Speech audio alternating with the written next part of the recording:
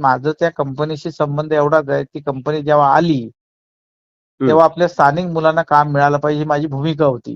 हम्म. कुठलाही बाहेरचा ड्रायव्हर वगैरे आणू नये. हम्म. ते कंपनीने त्यावेळी मांडला. माननीय आमदार योगेश दादांबरोबर बैठक घेतली हम्म. आणि त्यांना सांगितलं की आपली स्थानिक पोरच घ्या. हम्म.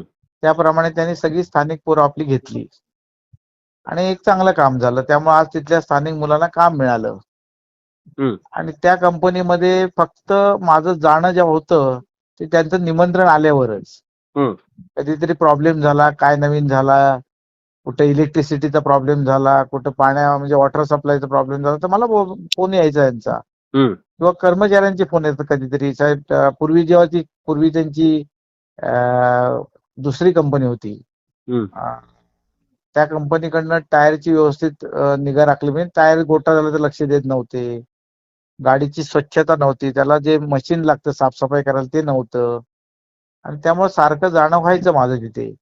परंतु त्याच्यानंतर ती कंपनी गेली आणि आता मोरिया कंपनी आली आणि आता मोरिया कंपनीची शिस्त चांगली आहे पण. आणि त्याने सगळ्या मशिनरी पण आणल्या गाडी साफ करणाऱ्या.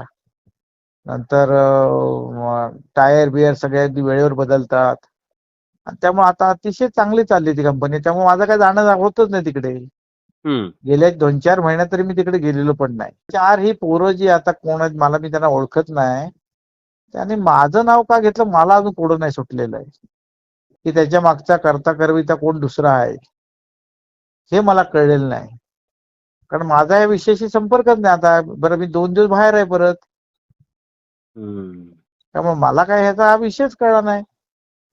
किशोर देसाई त्याचा कधी आता ऐकलं मी व्हिडिओ.